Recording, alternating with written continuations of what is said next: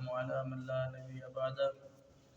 أما بعد فأعوذ بالله من الشيطان الرجيم بسم الله الرحمن الرحيم قال الله تبارك وتعالى وترى كثيرا منهم يسارعون في الإثم والعدوان وأكلهم السحت ولبئس ما كانوا يعملون لولا ينهاهم الربانيون والأحبار عن قولهم الإثم وأكلهم السحت لبئس ما كانوا يصنعون وترى اور اے نبی تو انہیں دیکھے گا کثیرا منہم ان میں سے بہت سارے لوگوں کو یسارعون جو بھاگتے ہیں دوڑتے ہیں جلدی کرتے ہیں فی الاسم گناہ کے اندر والعدوان اور سرکشی کے اندر واکلہم السحت اور حرام کھانے کے اندر حرام خوری کے اندر ولبئس ما كانوا يعملون جو یہ وہ عمل کرتے ہیں یہ برا ہے لولا کیوں نہیں ینہاہم الربانیون رب والے لوگ انہیں منع کیوں نہیں کرتے والاحبار اور ان کے علماء راہب پادری ان قولہم الاسم واکلہم السحت ان کے جھوٹ بولنے پر اور ان کا حرام کھانے پر یا حرام خوری پر وَلَبِئْسَ مَا كَانُوا يَصْنَعُونَ یہ بہت برا ہے جو وہ یہ عمل کرتے ہیں یا یہ گھڑتے ہیں۔ گزشتہ آیات کی طرح اس آیات مبارکہ میں بھی اللہ رب العالمین نے یہود کی مذمت کو بیان فرمایا کہ ان کی ایک اور یہ مذمت بیان فرمائی کہ یہ ایسے لوگ ہیں کہ جب بھی انہیں کوئی برا کام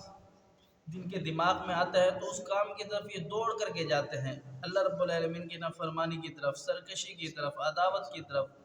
اور یہ ہمیشہ ان کا یہ مشن رہا ہے کہ یہ حرام خوری یعنی جہاں سے ان کو کسی کا دال لگے یتیم کا مال، مسکین کا مال، اور جہاں ان کو چوری کا مال، سود کا مال، تو یہ اس مال کو کھانا پسند کرتے ہیں۔ اللہ پاک فرماتے ہیں کہ یہ برا ہے، مسلمانوں کو نصیحت کی کہ ان کے پاس نہ جانا۔ اور اگلی آیات میں اللہ رب العالمین بیان فرماتے ہیں کہ جو ان کے علماء ہیں، ان کے راہب ہیں، جو اپنے آپ کو اللہ رب العالمین کا خادم بتاتے ہیں کہ ہم اللہ رب العالمین کی دین کی خدمت کرنے والے لوگ ہیں، وہ انہیں کیوں نہیں روکتے اس بات سے کہ یہ حرام کھائیں، یہ جھوٹ بولتے ہیں، یہ برے کام کرتے ہیں۔ فرمایا کہ یہ جو نہیں روک رہے یہ بھی بہت برا عمل ہے، جو وہ کر رہے ہیں یہ بھی بہت برا عمل ہے۔ جناب نعمان ابن بشیر رضی اللہ تعالی عنہ بیان فرماتے ہیں کہ رسول اکرم صلی اللہ علیہ وسلم نے بیان فرمایا کہ اللہ کی جو حدود ہیں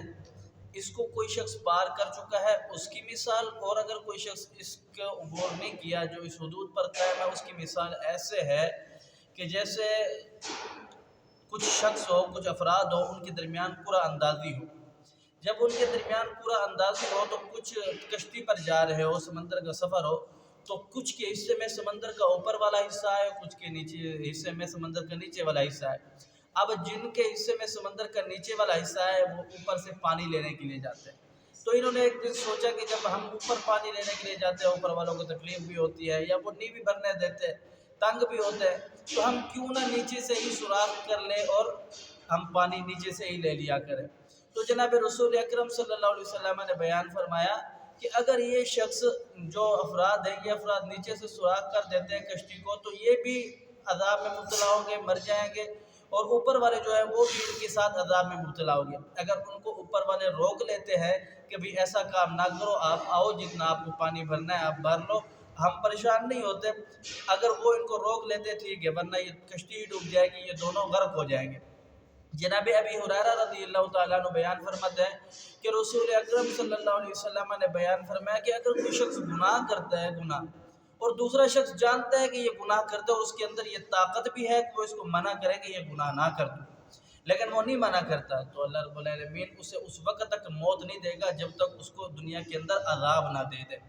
اب یہ مثال دیکھیں، پیارے حبیب پیغمبر علیہ السلام کو اللہ رب العالمین نے قرآن کے اندر بتلایا کہ کچھ جو واقعہ سبت والے لوگ تھے، واقعہ سبت والوں نے کیا کیا تھا، اللہ پاک نے منع فرمایا کہ ہفتے کے دن مچھلیاں نہیں پکڑنی۔ اب انہوں نے ہیلا بہانہ کر کے کھڈے کھود کے ہفتے کے دن مچھلیاں زیادہ ہوتی ہے، باقی دن مچھلیاں نہیں ہوتی، تو وہ کھڈوں کے اندر مچھلیاں بھر دیتے۔ اللہ رب العالمین کے ساتھ تو اشارے نہیں چلتی، ان اللہ علیم بذات الصدور، وہ تو سینوں کے رازوں کو جاننے والا ہے، ان اللہ علیم خبیر، اللہ رب العالمین ہر چیز کی خوب خبر رکھنے والا ہے، اس کے ساتھ کیا ہوشیاری۔ جب انہوں نے ہوشیاری کی تو اللہ رب العالمین نے انہیں بندر بنا دیا۔ اب اس کے اندر دو گروہ تھے، تین گروہ۔ ایک گروہ یہ تھا کہ اللہ رب العالمین کی نافرمانی پر اترا ہوا تھا، وہ تو مطلب یہ سرکشی کر رہا تھا۔ اب ایک گروہ اس کے اندر یہ تھا کہ جو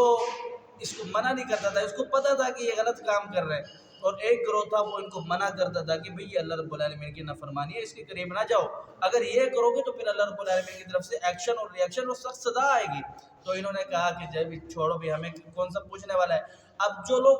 منع کرنے والے تھے انہوں نے ان لوگوں کو کہا، جو نہیں کرنے والے تھے انہوں نے کہا کہ آپ بھی ان کو منع کرو۔ انہوں نے کہا کہ ہم کیوں منع کریں، ان کا گناہ ثواب ہے، ہم کیا جانتے ہیں، ہم نے ان کے بارے میں حساب تھوڑی دینا ہے۔ اب جب اللہ رب العالمین کا عذاب آیا تو اللہ رب العالمین نے انہی آیات کے ساتھ یہ آیات بھی بیان فرمائی کہ جو لوگ منع نہیں کرتے تھے اللہ رب العالمین نے ان کو بھی بندر بنا دیا۔ یعنی اللہ رب العالمین بیان فرما رہا ہے کہ اگر کوئی شخص